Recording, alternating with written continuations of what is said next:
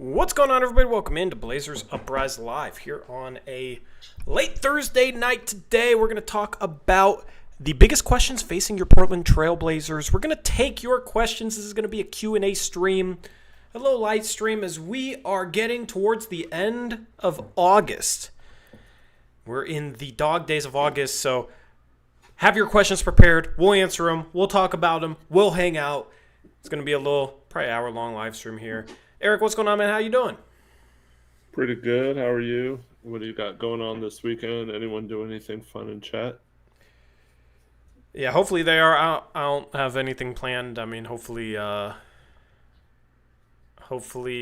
can relax. I need to relax. It's been a busy week. Busy week for me, but got some excited stuff around the corner. So looking forward to that, man, and just ready to kind of relax. This is like my first chance I've gotten to sit down and relax today. Sorry for the stream going live late. I was doing work stuff, doing work email literally while we're sitting on the intro animation. So that was up for a while. Appreciate you guys being here. Thank you guys for hanging out with us. As I said last stream, I'm just kind of antsy for the season to get here. You know, these streams are always kind of fun to kick it with the chat, talk with the chat, answer questions, be interactive, but man, I'm itching for some post-game shows. I'm itching for some 8 p.m. NBC start times. And I'm ready to get things going. So, yeah, I guess I'll watch Daytona. We got Daytona this weekend. I'll watch my Mariners. Hopefully they can win a freaking game, Eric, because every time I believe, they stab me in the back. And that's all I got to look forward to this weekend. Nice. What about yourself? I'll be up in your neck of the woods for a soccer tournament in Vancouver. Oh, where's that? Well, you don't have to dox it. No, it's fine. It's at that sports complex in Vancouver. I forgot the name of it. Is it Harmony? What part of Vancouver? Do you know your parts of Vancouver? Not really. It's like Hazeldale, Salmon Creek? It's like East Vancouver. Okay, yeah, over there. I think one of our games is in Camas too. Enjoy the smell of the paper mill in Camas, and enjoy East Side. You know, I'm up here in North Vancouver. That's where it's really at. But yeah, hopefully you enjoy it, and you can make another Hooligans trip or something. Well, I guess you'll be with your family, so I don't know. But well, yeah, we can still go to Hooligans. My wife and I. But yeah, man, it's breaking Eric in for 8 p.m. start times. I really am trying to condition him. That's exactly what I'm doing. Yeah. Not really. But shout out to my guy, Muvsy, brother, with the 140 Canadian dollar donation. He told me he was gonna slap a huge donation on one of my streams, but I didn't believe him. Shout out to my guy, Muvsy, man. He says, the legends are back. Here is something to say. Thank you. I appreciate you, Mubsy, man. More than you know. That's my guy. Love it. Anyway, that's not a donation we normally get late August, so greatly appreciate it. And I'll have to, if you ever live stream on your channel, Mubsy, I'll have to pay it back. But go check out Mubsy. He posts good YouTube videos, NBA content. Go check him out. I got to plug you for the donation. So, appreciate also, that. Because of that, if you have any questions, you can go to the top of the list. Yeah, Muvsy. I'll even answer questions about your Toronto Raptors now, if you wish. But yeah, you know what's funny is I see a lot of people complaining about. I see a comment in chat about it. Shams said this was supposed to be the most exciting offseason ever. That this was going to be the craziest offseason ever. And there was a guy locally that said like 3 huge name players that there's no rumors about are probably going to get traded, which I don't think that happened. You know, I'm talking about the guy that talks to a dozen GMs. So it is kind of interesting, you know, how every single summer it feels like Shams does hype up the offseason, and then we get to this point in August, and it's like, okay, so what was that supposed to be? Was he just hyping it up so that people followed his Twitter account expecting chaos? Like, was he hyping it up for ESPN? What happened there? Because, yeah, this was supposed to be a crazy offseason. I won't say that it was like a dead offseason, but it wasn't as crazy as he was hyping it up to be. The KD trade we saw coming, Desmond Bane, I guess, was kind of the wildest move of the offseason. But if you're saying it's going to be the craziest offseason ever, Desmond Bane can't be the most like surprising wild move of the offseason. So, yeah, not as hyped up as it was meant to be for sure. Yeah, I hate when people hype it up before it happens. We know there's going to be trades. We know there's going to be free agent signings. You don't need to make it seem like it's going to be some insane thing. Shout out my guy Mike. He said, ask Tori about getting steamrolled tonight by Gavin at Rec Ooh. League. Just messing. Well, he's not messing. Yes, I literally got steamrolled. Tonight. My ribs are sore. It was BS. Anyway, ask Mike about the Tyrese Halliburton buzzer beater I had to get it into overtime today. Mike, you can explain that in chat. You can explain that. That was I literally pulled a get an offensive rebound with 4 seconds of down 3, run behind the line, turn around, fade. Yeah. Didn't need the bounce. And then I got literally like bulldozed like we were playing football in OT. It was not fun after that, but yeah. Got hit by a train. Basically. Nice. If it was a car, I'd stay on my feet. You know how that goes, but shout to you if you know that inside joke. Eric, I guess we'll kind of start the stream. Like, this is one of those streams. We have this every August where we go into the stream. We don't really have much to talk about. It's August, but we still stream. We still hang out with you guys because we love you guys. Okay? We love you guys. Especially Muvsy donating 140 Canadian dollars. But is there anything that's been on your mind regarding the Blazers, regarding the NBA that you've been itching to talk about, Eric? Because now's the time it can be completely random. I know last stream we didn't talk about the Celtics bringing Ant off the bench. He just got his jersey and number announced today. It's number 4. He's taking Drew Holiday's number, which is kind of funny. But, I mean, the floor is yours. If you have anything that you want to dive into, this is the time for it. Well, Jason Quick did have an article the other day about the ownership situation or potential ownership situation. And I don't know if you read it. I did. Not, yeah, it was a fun article to read. There was one little tidbit in there that said a target date of March 31st, 2026 has been set for the close of the deal. So it's probably, going to take some time.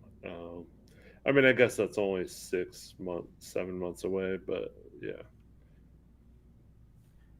But that was interesting just to see that. I don't know if that means that that's when they're expecting the deal to happen, or if it could happen earlier than that, and that's just the final day that they have to close the deal or whatever. But yeah, I mean, I assume there's not a final day. I assume the new ownership group will wait it out, whatever the process is. I don't really. Well, it said in there that it wasn't an official thing yet. They just reached an agreement to have a no negotiations with other parties. Yeah. Right. Yeah. So, I mean, this date makes me wonder if this process is not official before the trade deadline, does that affect the trade deadline? If you know the new ownership group's going to buy the team, but it's not their team yet, can they influence moves of the front office? Can they do anything because the team's going to become theirs?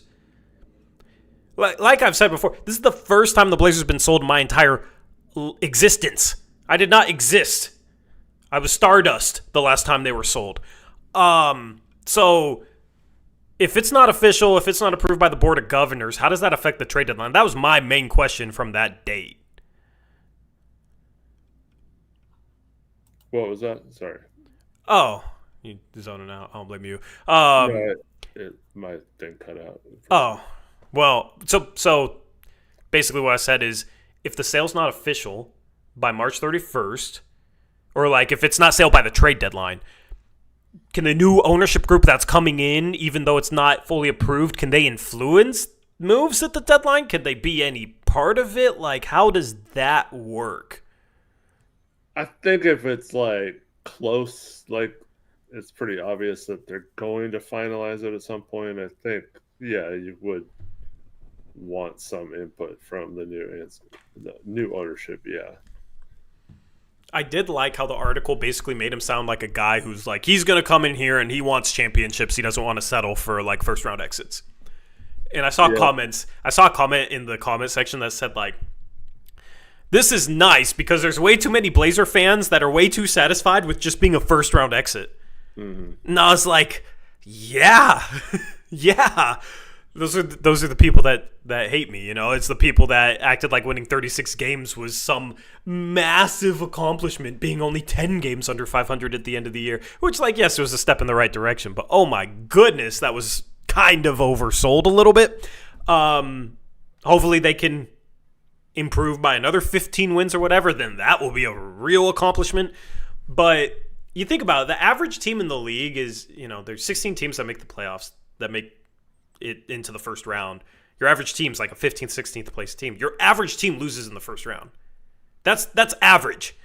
Like that should never be like, I've always kind of felt like there should never be the goal of just making the playoffs and making moves just to make the playoffs. If you're going to make moves, it should be to try and build beyond that in the future. And then if you make the playoffs on the way and are a first round exit, that's fine as long as you're building towards something bigger. And I mean, I've said this before, we talked about this, but the new ownership group, man, I hope that it's just not like short-sighted, we got to get into the playoffs. And this article written by Jason Quick was more like, it was just more good stuff for me with this new ownership group, just hearing him talk about how this is a guy, Tom Dundon is a guy that's not just going to settle for being 15th place.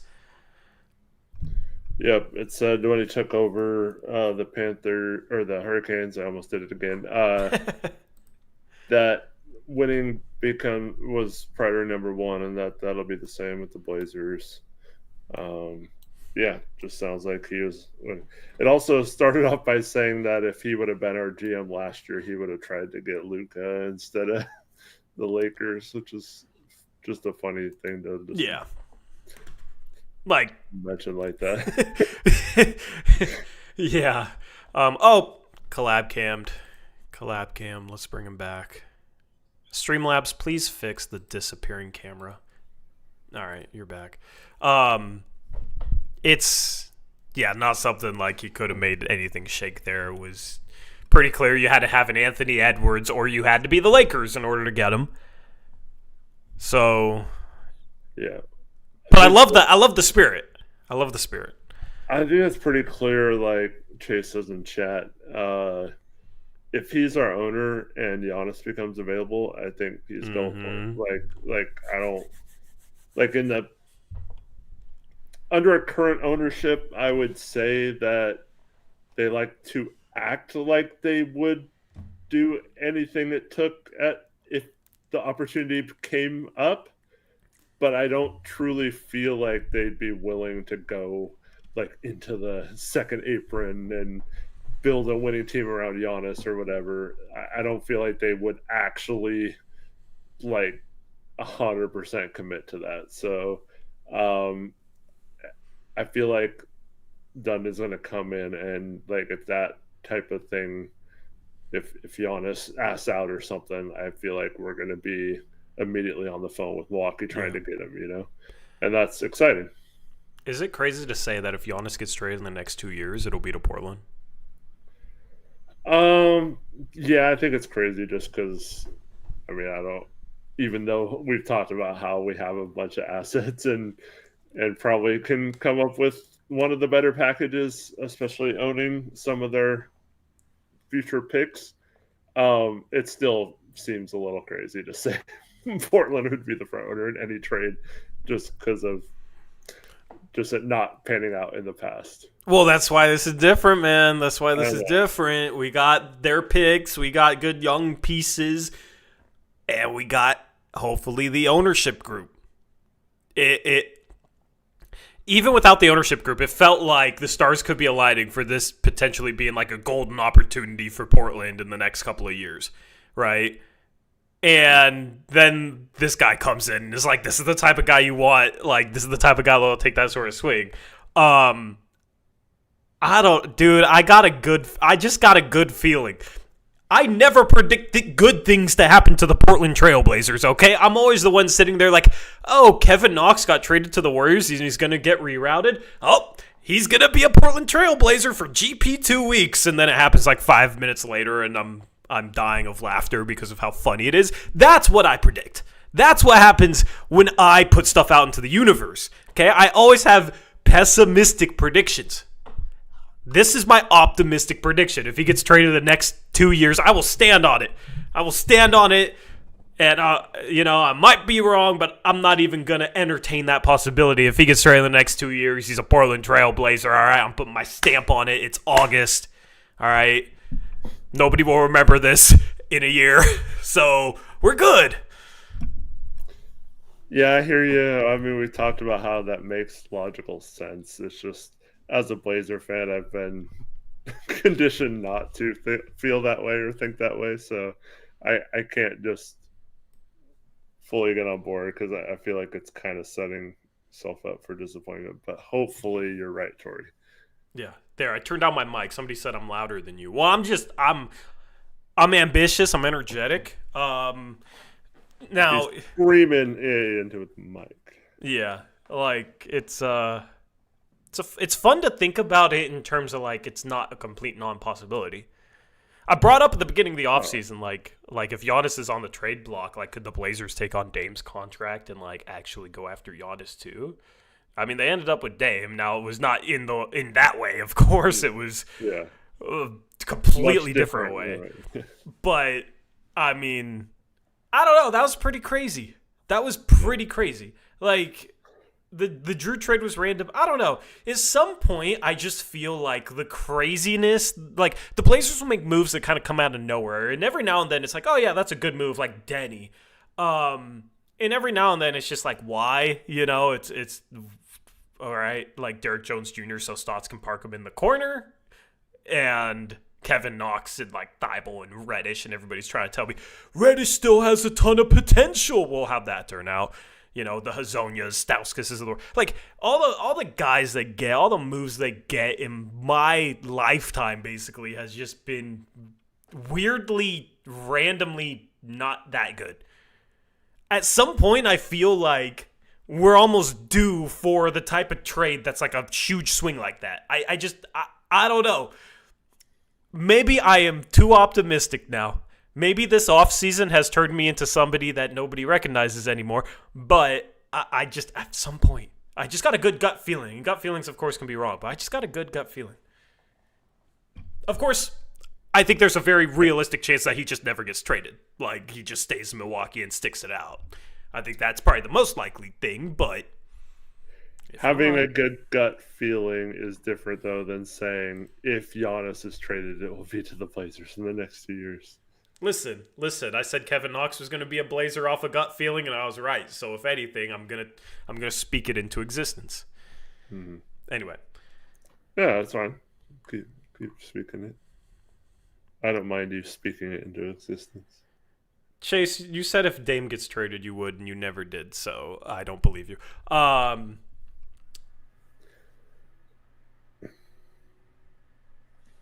They had the stat that KPJ and Giannis had more pick and rolls than Dame and Giannis. Yeah, we can finally see a Dame-Giannis pick and roll.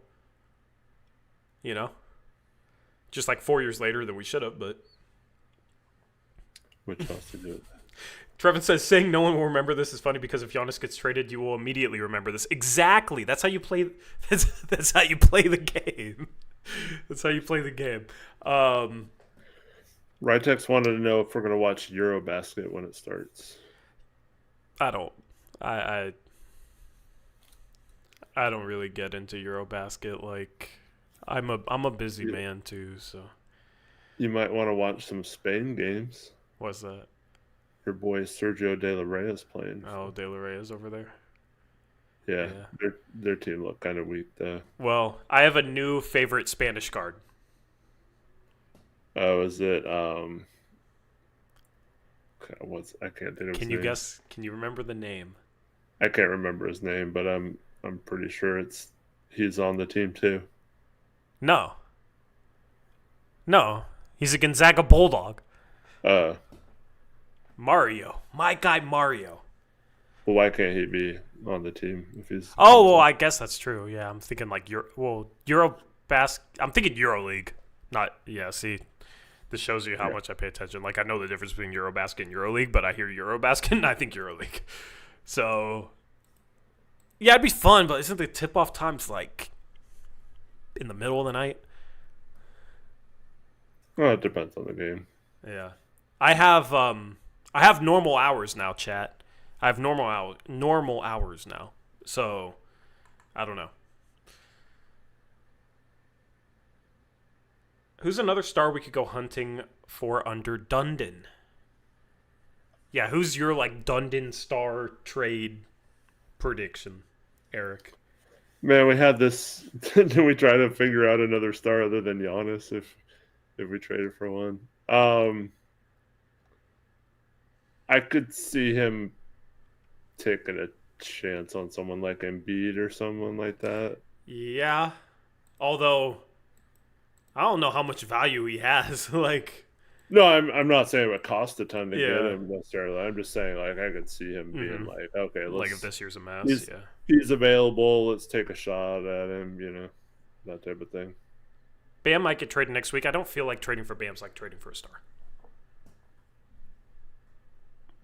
Like, if the Blazers are trading for a star, it's like somebody that can run their offense. Like, Bam's a great player, and he has been a star, and he was deservedly an all-star before, but that's not like the archetype I'm thinking of with this team trading for a star. They have a ton of defense. They need somebody that can run the offense. Like, I think unless it's somebody like Embiid, it needs to be a perimeter player. The article also said, like, Dundon already knows the salaries of, like, the staff and the players and all this stuff. Yeah. So. I wonder how closely he's looking at Chauncey and Cronin's contract. Yeah. Did Jody know the salaries of the players? We already have a more invested owner. He doesn't own the team yet. Love it. I mean, I'm sure Jody knew the salaries. That's what they were paying him, right? It's coming out of their pockets. Apparently, Jody's been the mastermind behind every move, including when Paul Allen was still alive somehow, even though she didn't even care about the team. So. Did you hear that somewhere? There was an article in the Sports Business Journal, I think it was, about Jody, though she refused to comment on the article, but it was just like, this was before the sale got announced. So it's just like a major fluff piece. It was talking about how like Paul Allen was the idea man, but Jody made the tough decisions even when he was alive. Roster personnel decisions? No, like she's the reason why the Lumen Center got built in Seattle. Or it was called something else at first, and like she was the reason the Moda Center exists, and Portland still has a basketball team, even though. I mean, that just sounds like wild out of left field conspiracy. I know, and you can say that now that Paul's not here to say otherwise or whatever, but somebody's putting out some unserious lip service for her. That's wild.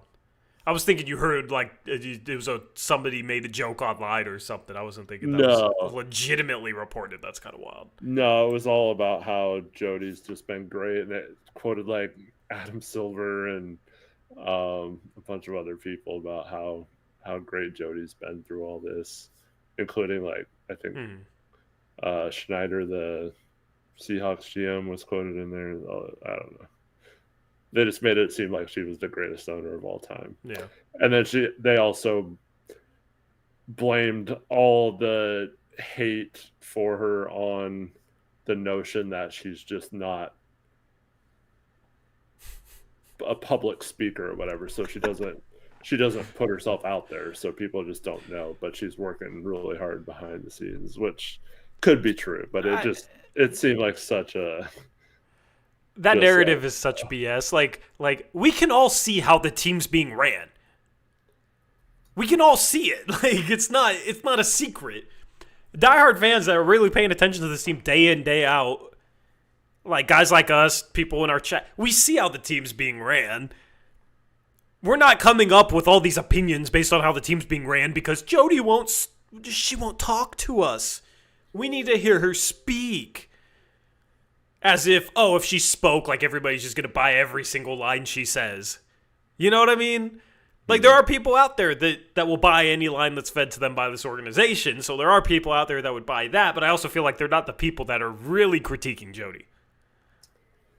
Well, it's just like for years we hear, oh, she'd be willing to pay the tax if it came to it, but then they always make moves like trading Josh Hart, in which I talked about how they're fake pretending that they're willing to do what it takes, but their actions never show that. So like, yeah, it's easy to say that you'd be willing to do something, but if you never actually do it, can you really take credit for that? Yeah, the Norm and Rocco trades were about like gaining flexibility, and they never did anything with the flexibility they gained. You know, they had dead money for Eric Bledsoe for a couple of years because of it. That was all that came from that. It wasn't like it helped them accomplish anything. It's like, yeah, it's really, if you're an owner and you want to duck the tax, lower your salary, the easiest thing is just making that type of trade where you trade a guy like Norm, trade a guy like Rocco, give next to nothing back, but then pitch it to the fans as we are, we're chasing flexibility. We're clearing our books, right? We're clearing cap space. Because people won't know, oh, no, you won't actually have cap space because there's a thing such as cap holds for your free agents. No, you know what I mean? It's super easy just to pitch as like this flexibility could be a good thing down the road. And then when it doesn't turn into anything, nobody really like remembers, is kind of how that trade felt like. Well, yeah, I mean, ever since then we've been limited on moves we can do because we were pushing the salary cap. But it's still been that way. Even though they ducked the tax that year, it's like you still didn't duck it enough to like matter at all. Yeah. So that's why I never bought that narrative. It's like, okay, you can sit here and say, I'm willing to pay the tax. I'm willing to pay the tax. If you're ducking it year after year after year while you're saying you're trying to win, I'm not going to buy it. And that's not because she's not going out there and speaking. Like, if she sat down in front of a mic and said, yeah, I'm willing to pay the tax, and then she just doesn't do it, makes moves to make sure that she never pays the tax. Like, I'm not just going to sit there and believe her and praise her because she told me she's willing to pay the tax when she literally won't. So I hate that narrative, man. I hate that narrative. Like, that's the problem, I think, with narratives around this team is like so many are just crafted to be an excuse that doesn't really make much sense, and that's just one of them. Like, the only reason people criticize her is because she doesn't talk to the fans, as if we're blind and can't see how the team's being run. Yeah, but I mean, even if she was willing to pay the tax if it came to it, and it probably was the right decision for several of the last few years to not pay the tax, of course, but like, you can't take credit for not doing something. You can sure try. Yeah, I mean, you can try. They seem to try, but here's the thing, man. Like I'm not sure Tom Dundon's gonna be a guy that like is gonna be a pay the tax guy. I'm not sure. Yeah. And if he's not, that's okay. Like, just don't try and tell me that, oh, yeah, he would love to pay the tax as he ducks the tax year after year. That's just the part that gets annoying to me. Because I don't know how much capital he's going to have to throw to, like, the payroll plus the tax payments. I don't know. Like, he's not the richest guy in the world. He's not Jeff Bezos. He's not, it's not like we got bought by Jeff Bezos. If Jeff Bezos wasn't paying the tax, I would flame him. Because it's Jeff freaking Bezos. But for Tom Dundon, this ownership group, like, I don't know what that's going to look like. If they're not paying the tax, that's fine. As long as it's like, okay, we're not paying the tax because, like, financially it doesn't make sense for us, but we're going to do everything else in our power to try and build a contender and build this organization the right way, I'm okay with that. Yeah. Well, the thing is, I mean, you could maybe make the case nowadays you don't have to, based on the two teams in the finals for the first time. I think I forgot how long it had been, maybe since the luxury tax became a thing, the first time that both teams in the finals weren't luxury tax teams. So maybe you can make the case that it is possible to build your team without going into the tax.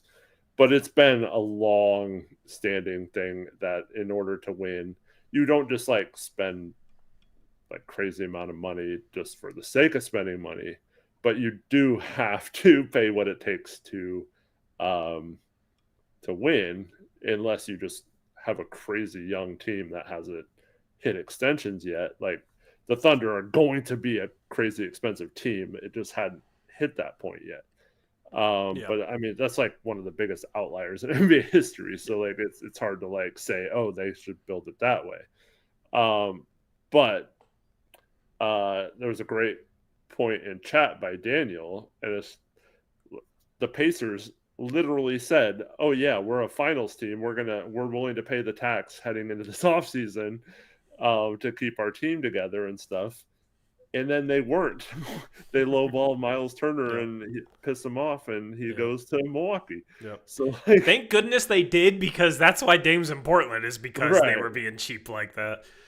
Yeah, the chain reaction from that is great, but it's like they were literally telling their fans, "Oh no, don't worry, we're not going to be cheap this time." And then they, like a few weeks later, they were cheap, and it cost them their starting center. So like, yeah, I mean, and once again, maybe that will turn out to be a good move for them since Tyrese is out the season, and this is kind of a down year. Maybe they figure out a better center moving forward, and everything's fine. That remains to be seen. But you can't then, if you're the Pacers, say, no, we were willing to do it. We just didn't want to, or whatever. Like, you can't take credit for being willing to do it if you never do it. Yeah, I mean, the optics with that was very, very bad too, because you literally just had your star with a strained calf, knowing he could tear his Achilles, go out in the Game 7 and lay his body on the line and tear his Achilles when you were one win away from a championship.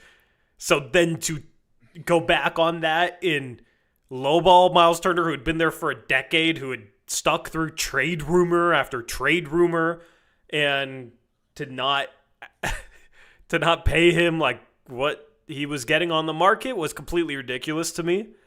Not good optics for a franchise that had a magical run, and just to not like maintain that and to be cheap was a travesty. Like, I'd be pissed if the Blazers did some crap like that. I would be so mad.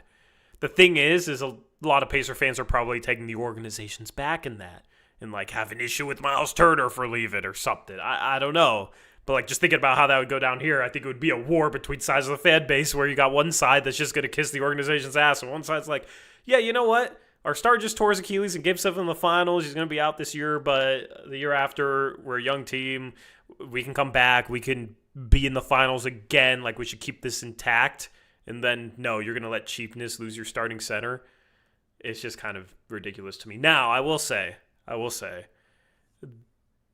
the best like low-key move they could have done to replace him, they did.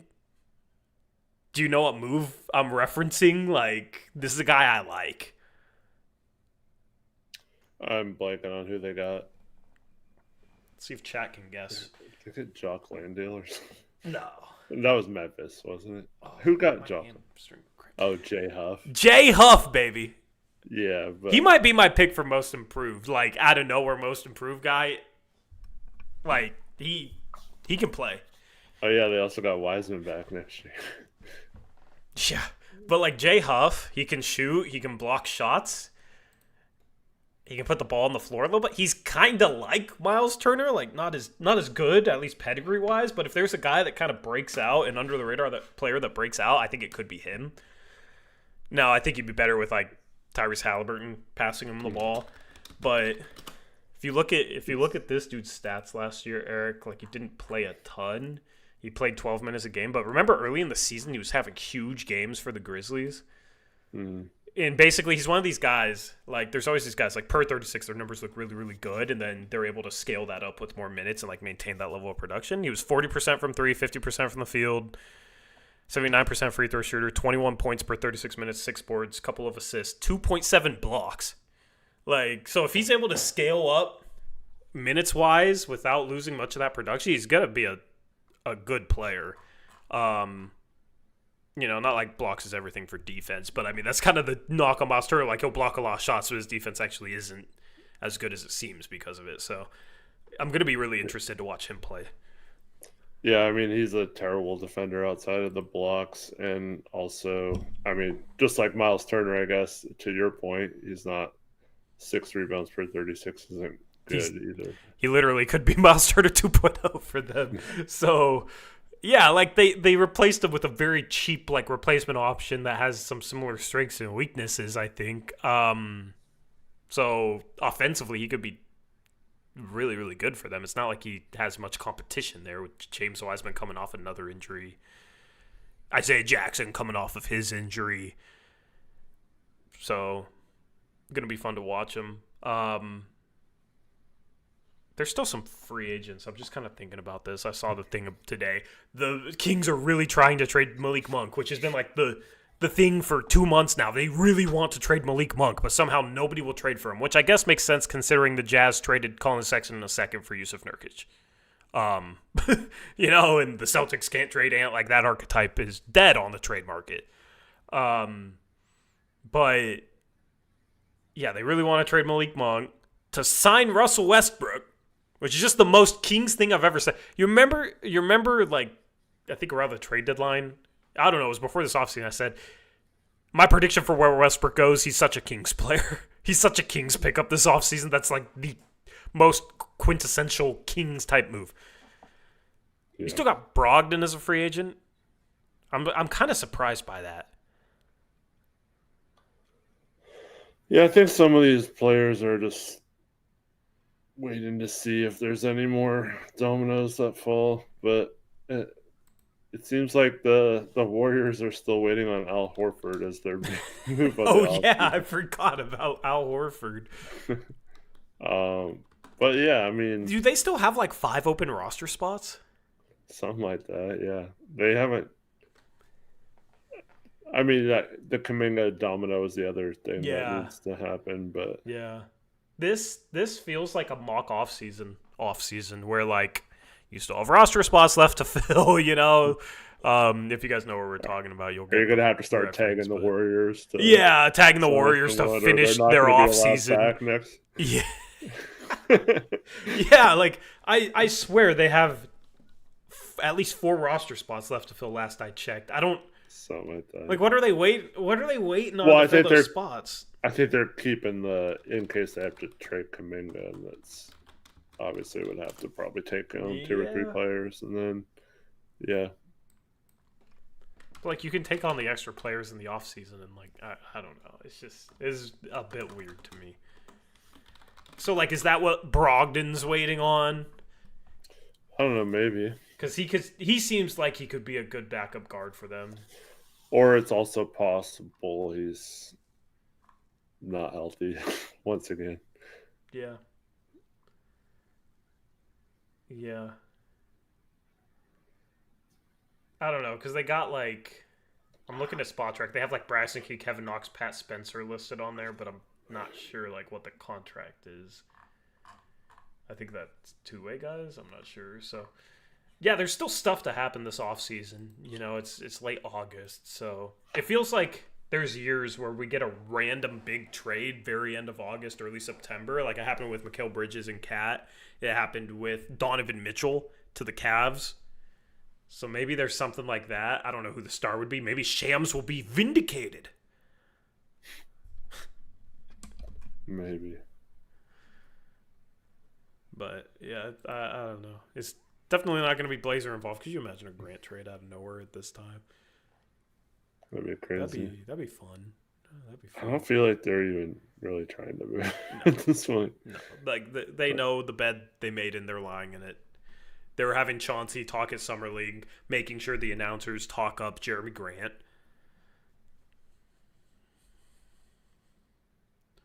What's up, Adam? How you doing? Mubsy earlier asked if you think Scotty Barnes could ever be a top 10 player. I told him this answer before. What's your answer? No chance. That's basically what I said. I mean, he's fine. I don't think he's like good enough to be top 10 type player. Who's Especially better? with how good the top 10 is. Yeah. This might seem like a silly question, but who's better, him or Franz Wagner? I mean, Wagner.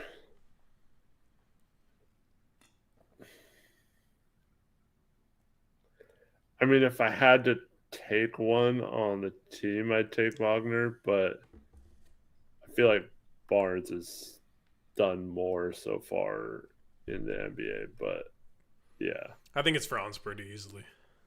I mean, Franz has had some pretty disappointing. Like last year was pretty disappointing. What? Even with the You think it was disappointing? or was it the year before? What was the year he shot Last- like 20% from three? I mean, he shot 29.5% from three last year, but he averaged 24 points, 6 boards, 5 assists with a true shooting percentage of 56%. Like, it wasn't the most efficient year, but he's a 6'10" forward that averaged 24, 6, and 5.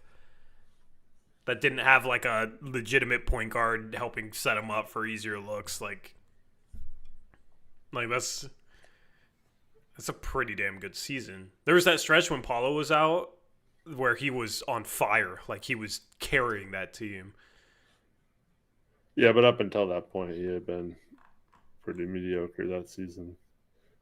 I mean, Paulo got hurt very last time early. I got hurt, yeah. Yeah. Yeah, because he had like a slow start in October in 5 games, averaged 18 a game, but then November in 16 games was 25, 6 and 6, 6.5 assists. And then the following month, December, first 4 games, he was 29, 6 and 5, and then he got hurt because that team was just killed by the injury bug. I might be willing to say Wagner is closer to Banchero than he is to Scotty Barnes.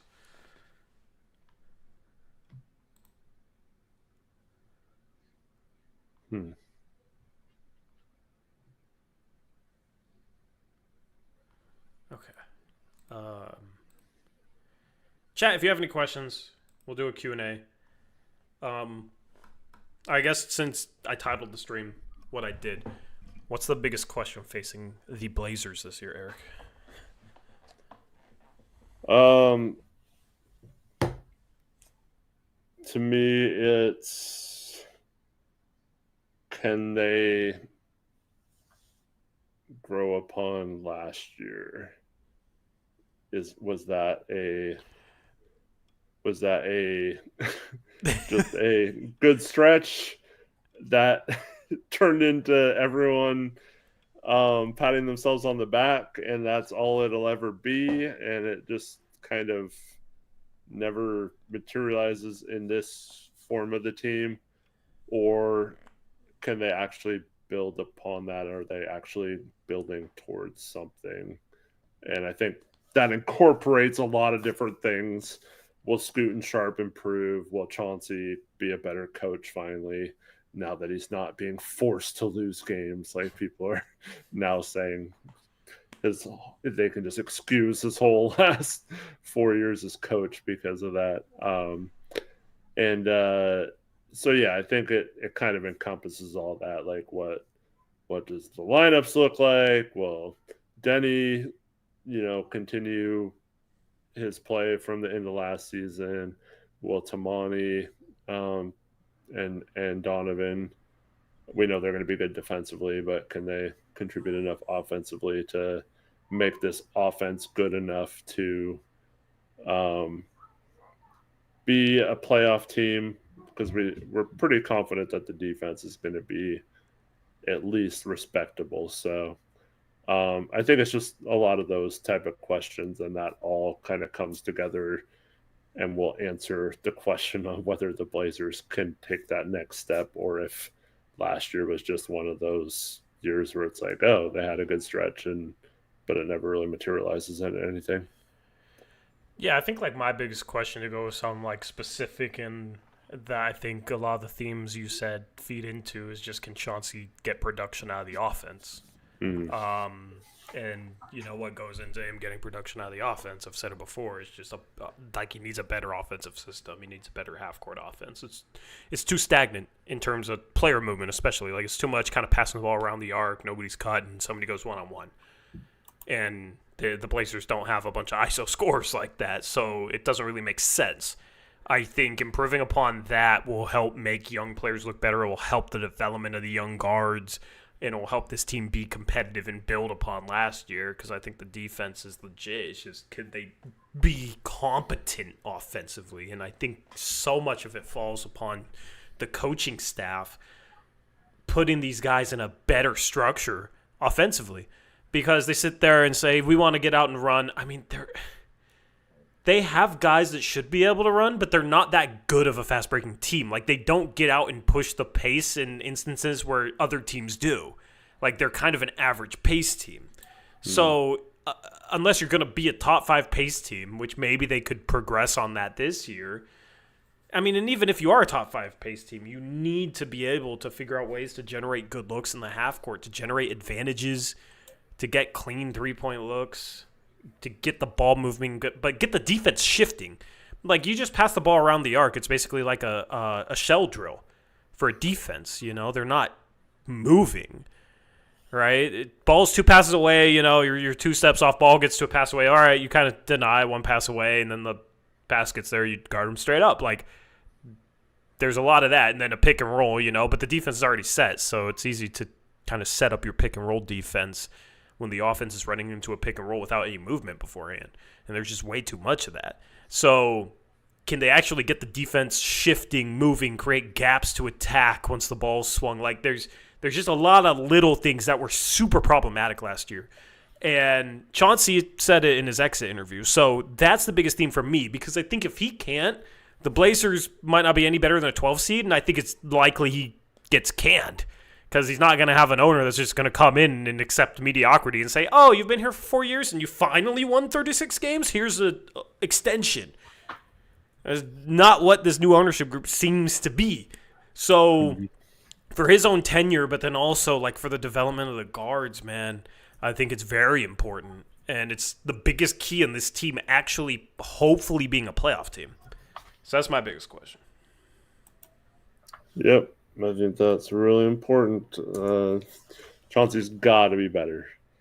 And hopefully we see that. But, I mean, I'm sorry, but the people who – and you've seen this, right, Tori, chat? Have you guys seen these people that are out there now that are just like, Chauncey's actually a good coach. He just has been forced to lose the last 4 years. It's just – those people don't know how to talk basketball, man. Yeah, it's like, well, okay, even if you're losing, wouldn't you want, like, if you come in and say, oh, we're going to be the fastest team in the league or whatever, and then you're like 11th or what, like, no, that's not, you're not a good coach. Sorry. But so when they won 10 out of 11 games, was he not doing his job? Yeah. Even though that saved his job? Yeah. Interesting. Yeah, it's BS. But yeah, it just you can start showing your imprint on a team, and a lot of people give Chauncey the credit for a defense turning around last season. To me, it just simply was that he had Tamani and Denny and Donovan, who are all really good defenders. I don't know, like, even if you hear him talk, you hear him say how much like Jeremy contributed to that, right? And so and I'm not saying like you that Jeremy didn't contribute like anything last year, but like he talked about Jeremy at times last year like he was our most important defensive player still. And it's just like, oh my gosh. Now apparently it's Chris Murray. Apparently Chris Murray's as good as anybody defensively. Yeah. Which is the new thing for Chuck. Yeah. But we'll hear that. I mean, the coaching conversations always get annoying for me because there's people that act like, oh, he's an NBA coach for a reason. You should never criticize anything he does because he's a coach. You're not a coach. Like, it's just always the worst narrative because it doesn't take a rocket scientist or a genius or an NBA coach to watch the Blazers run 3 dribble handoffs where nobody's running towards the rim, and then the ball gets kicked back up 30 feet away from the rim at the top of the arc, and then they run a pick and roll and get stonewalled. Like, we all can literally see that. You know what I mean?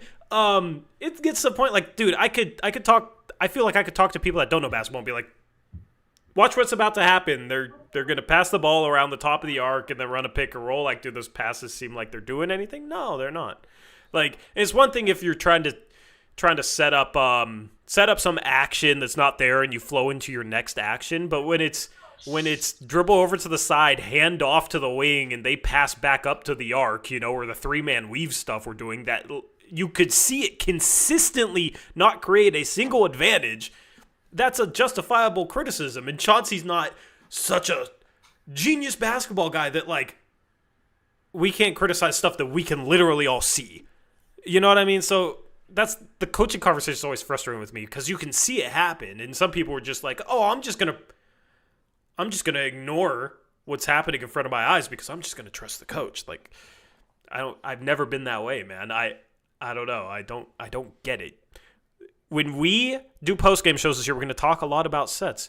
There's, the offensive system. Like, they need to overhaul it. And here's the thing. For all the excuses given to Chauncey that he's an NBA coach, he knows what he's doing. Chauncey didn't even give himself that excuse. Chauncey admitted that it was a problem. So either you trust Chauncey or you don't. So that's just going to be a huge thing this year. That's going to be a huge focus. And if you're new to the channel, our post-game shows, we really try and go in depth in terms of breaking down what's actually happening on the court instead of just saying, like, the guys, they played hard. The guys gave a good effort. The other team, they just have a little bit more talent. What can you do? Chauncey's Chauncey, and he's a Hall of Famer, and he's a great coach. So, hopefully he can send a message to these guys and get them to do a little better next time. We're not that podcast. We're not those guys. So, never will be. And Adam brings up the new Blazer coaching additions that could really pay off. I'm this is the most confident I've been in the overall staff as well. They've had some intriguing coaches that I was hoping would do better than they did. Hasn't really worked out under Chauncey, but he brought in some dudes this year that can coach, and I'm really excited about guys like Posey and Splitter and stuff like that. Yep. Comment. Either Tori's way too loud or Erica's way too quiet. Balance the mic volumes, please. My mic volume is turned down 3 decibels lower than Eric. I'm just closer to it. So I keep moving my mic closer too. It doesn't really work though. Well, yeah, you have it on the table. We need to get you a mic arm that you can, like, connect to the table. Yeah. I think your mic should be able to connect to one of these. Like, I can look into that. And you can basically this just clamps. So, like, get something that you could just, like, clamp to the table and it's on an arm, like, suspended. You can put it in front of you super easy. I think that would be good for the listeners. That guy might have also been tuning into the beginning of the show. Yeah. Yeah. True. Possible. Most people are saying it's fine now. Okay, cool. But it'd be good to get you a mic arm anyway. Then you really look like a podcaster, when you got the filter and the mic in front of you. Then I feel like a podcaster with this. Anyway. You are a podcaster. Drew gonna turn Scoot into Eric Bledsoe? Is that a good thing or a bad thing? I don't really understand that comment. I don't know if that's good or bad.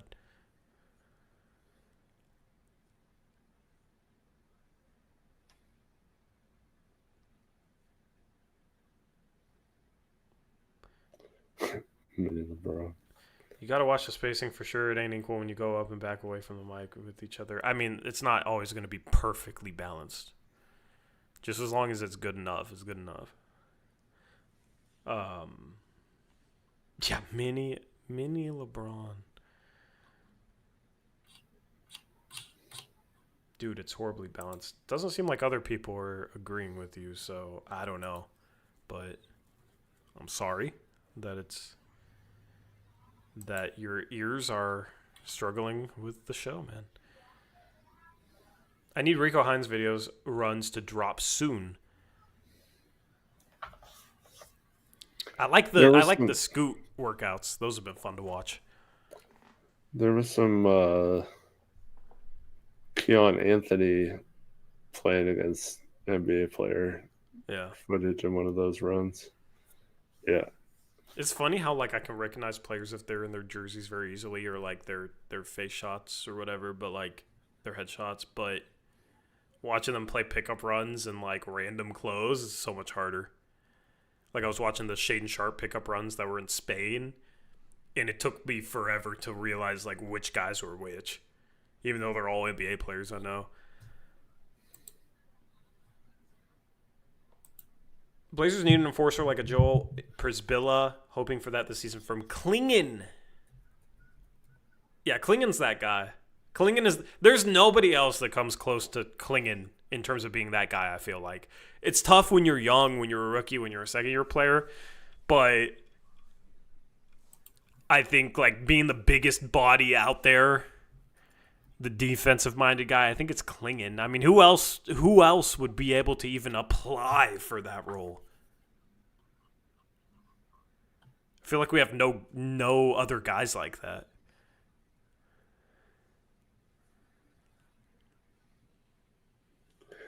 Hey, by the way, I finally found the Spain's roster.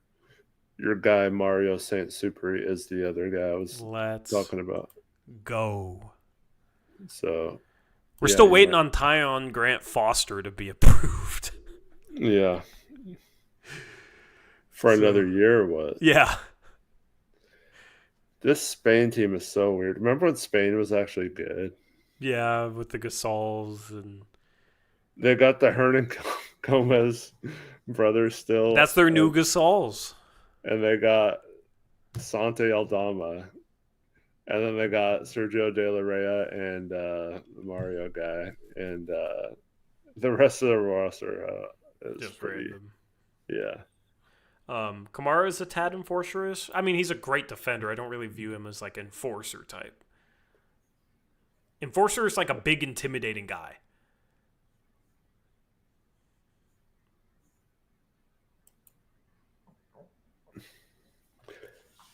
Yeah, Mario guy is intriguing because he's only like 19 or something like that. Like a lot of those, I don't know if you've seen lately, but there's been a lot of international players signed recently with teams, and they're all like 22, 23 years old. So like college it's cool teams?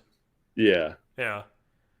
It's cool that Gonzaga signed someone that was like actually younger college age, you know? Yeah, I know. He's actually maybe the guy I'm most excited to watch next year for Gonzaga.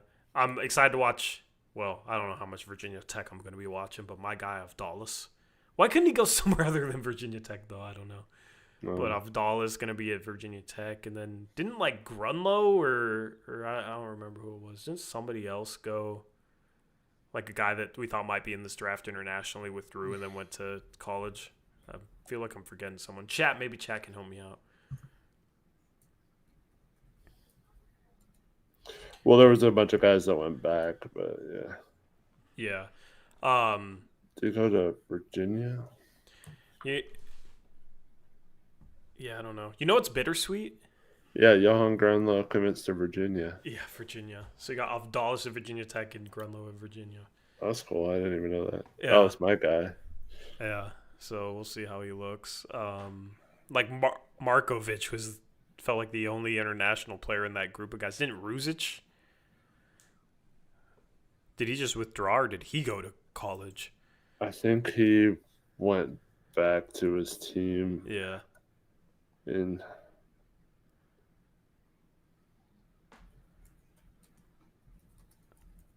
went back to Europe. The draft's going to be fun this year. You know what's bittersweet is all the good draft content just keeps getting poached by NBA teams, which is like congratulations, but also for draft nerds like me that enjoy the content, it kind of sucks. Yeah. So Hoop Intellect got poached by an NBA team. Yeah. Like, congrats to him, man. Been watching that guy for a while. Like, he kind of became the new Draft Express, and then Adam Spinella was good for like the second round guys that nobody really got to with scouting reports, and he got poached by the Sixers. And of course, Mike Schmidt's Draft Express got poached by ESPN, and then we poached Mike Schmitz. We got Mike Schmitz. So I guess, Eric, if you want to become a scout, just, start making YouTube videos on scouting. Like, that's a legitimate pathway, which is cool to see, but I'm going to miss his content. I really want to know it too. I know, he didn't say. Which, like, Mike Schmitz we know, and then Adam Spinella said the Sixers. So maybe it's us. That would be cool. ESPN let go of Givoni? Really? Who's their draft guy going to be now then? I don't know if they let go of him or if he went back to. I think he's going to restart Draft Express. That's cool. That'd be sick. That'd be really cool, actually. Because we need somebody to fill the void now. We need somebody to fill the void. But, ESPN makes terrible decision after terrible decision with who they keep and let go. The talking shows are atrocious at this point. I mean, they even got rid of one of the good ones with Around the Horn.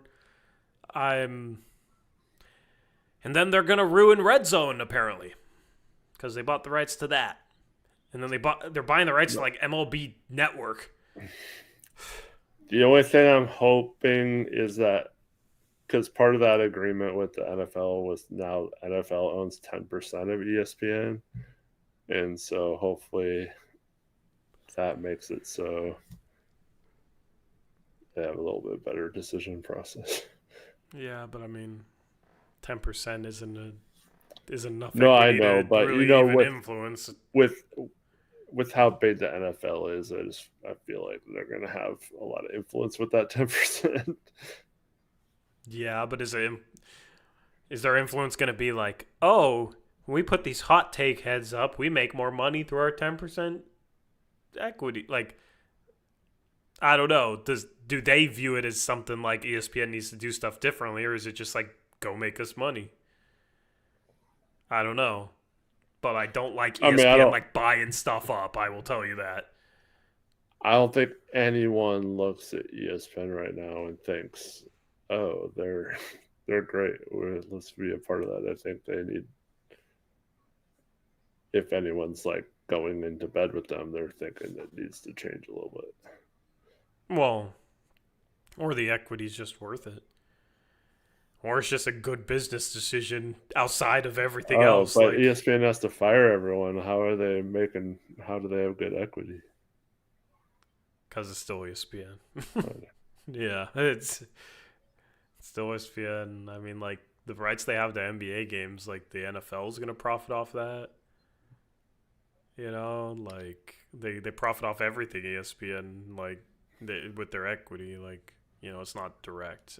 It's an equity agreement, but, like, they have a stake of the company.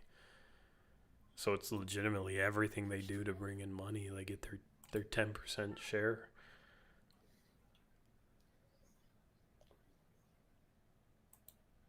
Yes, I know Disney owns ESPN. Correct, chat. Wait, what? What?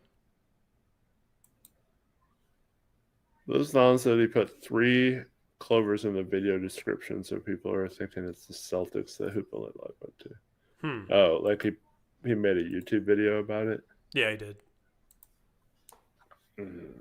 As I was saying, his post didn't have. Yeah, he didn't say it in the video either.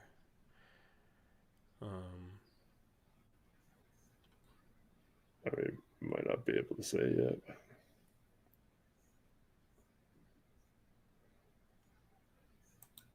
Yeah, probably not. Damn you, Brad Stevens. Yeah, I mean, we're gonna need Gavoni to do Draft Express because I don't know who's. I mean, no ceilings. I guess. I guess they've been doing more like film content, so I guess that's who's next up. But they were locked on no ceilings now, Yeah. so that's a thing. Yeah, the space is kind of weird.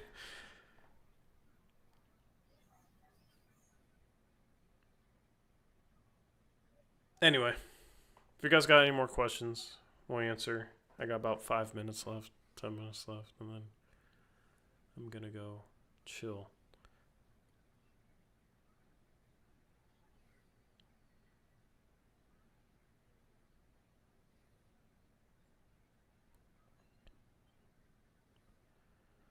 Oh, I'm not familiar with Owen Phillips. If I had Synergy, I'd start making videos. Do they have college basketball stuff on Synergy, like clips? I've always everything, yeah. Oh, I was always thinking of Synergy as like an NBA thing. I always kind of wondered how like footage was sourced by these guys. Who do you think is going to average the most points next season on the Blazers?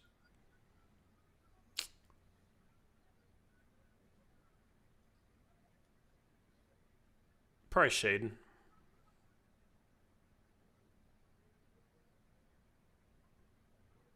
Yeah, I would say Shaden too. No. Taylor wants to know your thoughts about Amp coming off the bench of Boston. Yeah, I mean, it makes sense. Pritchard's been entrenched there. Had a really good season last year. It doesn't surprise me that they would start him over a newcomer. And Derek White is obviously really good as well. So, yeah, I don't think it's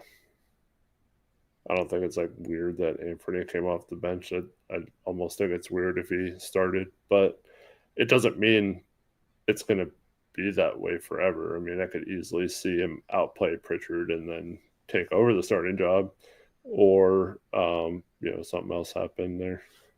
Yeah, I mean, I'm willing to. I kind of feel like Pritchard and him are similar caliber players. Like Pritchard was really, really good last year. It's not like he's starting behind some scrub. Okay. Yeah.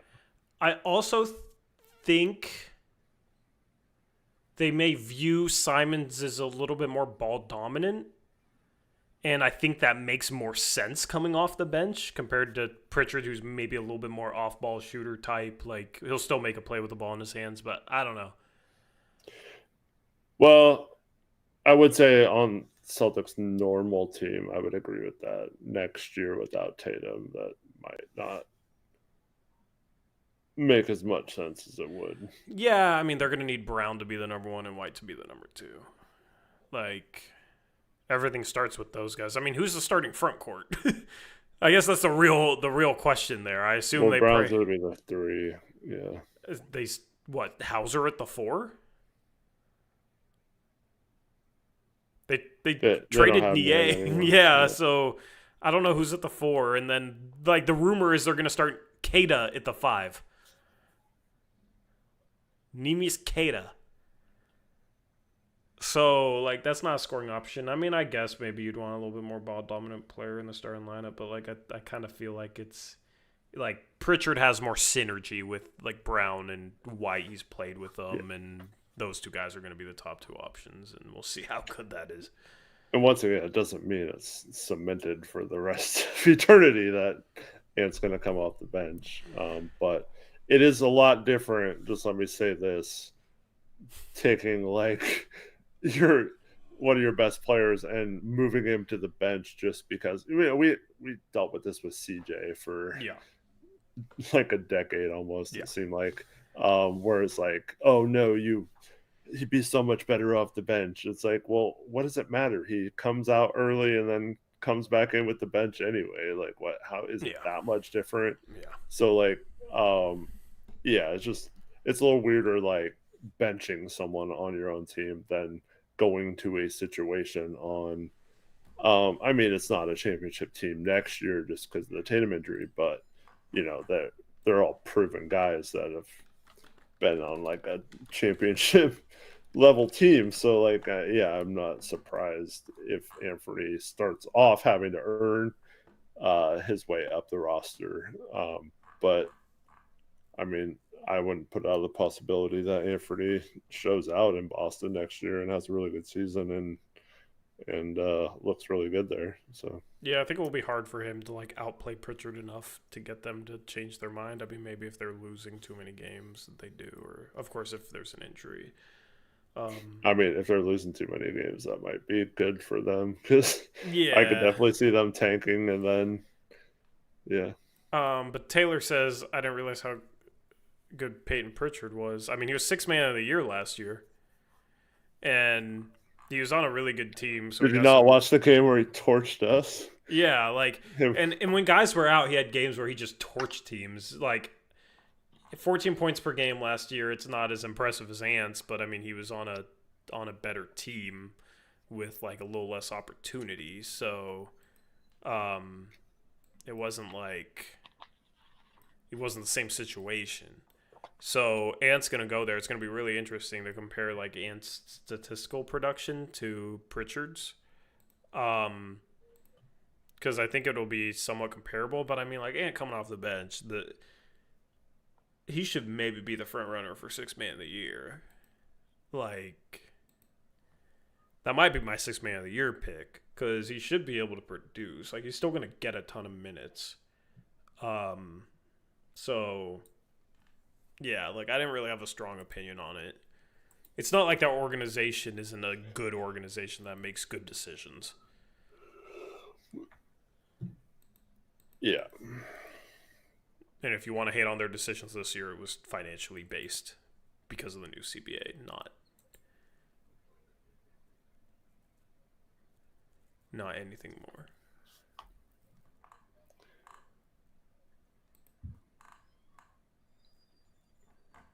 Yeah, if like I'm trying to think of a situation. Let's say Anthony got traded to like Miami or something from Boston, and then he like Miami's like, oh, we're gonna start Terry Rozier over him. Like it's not like that, you know. I Like, thought you were about to say Tyler Hero. I was about to be like, huh? But yeah. that would be one thing. Yeah. Like yeah. Terry Rozier. Yeah, so we can bet on games and tank on purpose. Malik Beasley style.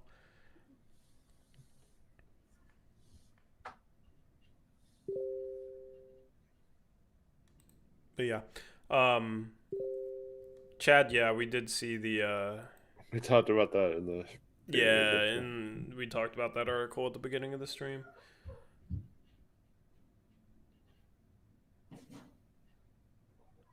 Speaking of betting on games, do you guys see Malik Beasley getting signed? No. No. I mean, he might be in prison. Yeah, like he'd have to get cleared. I don't think that's gonna happen. He seems to have some issues. Like he's had run-ins with the law before.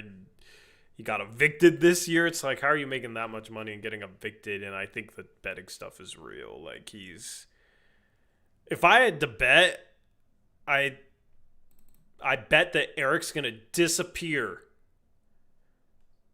Oh, would you look at that? He's gone.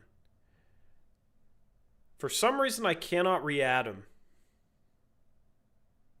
Don't know why. Well, if I can re-add Eric, I will. But goodbye to Eric. I mean, I was about to wrap up the stream anyway. But yeah, we got speaking of betting, we'll have a new sponsor in September. I'm excited for that. But I'd bet Malik Beasley has played his last NBA game, is what I would say. Oh look, he's back. Welcome back. Whoops. There we go. I would bet Malik Beasley's played his last NBA game already. I don't know if I'm going that far, but yeah. I mean, if it's determined that he did, that's like a lifetime ban. Yeah. True. Anyway, if you guys want to check out our post-game schedule, event nights, all that good stuff. It's on our Discord. Make sure you join our Discord. There's a link in the description box below. Every time I say this, I hope that at least one of you signs up for the Discord, so you could be that person that makes my night. But yeah, we got the full schedule listed out there. It has emojis of the team logos. Looks pretty cool. It's a lot to type out, but it's cool to look at. So we got a Halloween night game. Are you gonna be there for that one, Eric? What time is it? 7 p.m. tip off. I mean, I'll be there for the post game show for sure. We gotta. I don't know when the last time we had a Halloween post game show was, but we definitely gotta go all out Halloween style. We had one a couple years ago. Yeah, I think it was an away game, so like, yeah, it was earlier. Yeah, I'll go all out for Halloween. All right, that'll be a fun one. All right, and then we have a New Year's Eve game. I guess that's a shot night. Like, it's a 5 p.m. tip-off time. I want to know why Gregory Castillo thinks I would dress up like Scooby-Doo. Like, why Scooby-Doo? I believe that game's at OKC. I accidentally had versus Dallas. Yeah, at Oklahoma City Thunder. There, I fixed that. Yeah, because of 5 p.m. tip-off, so... Yeah, we won't spoil what we'll dress up as, but we'll figure something out, you know. I need something that goes with sunglasses because that's just my alter ego, you know.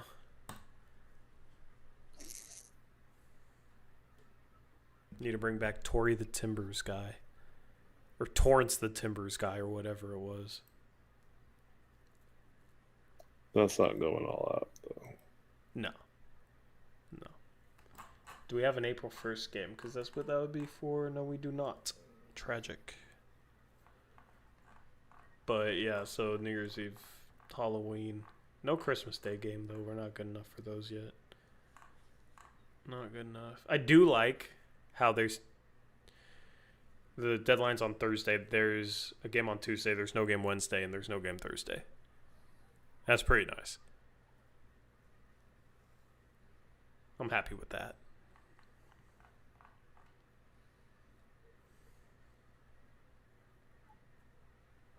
Y'all would have been a good news team from Increment. Yeah, maybe we gotta collaborate.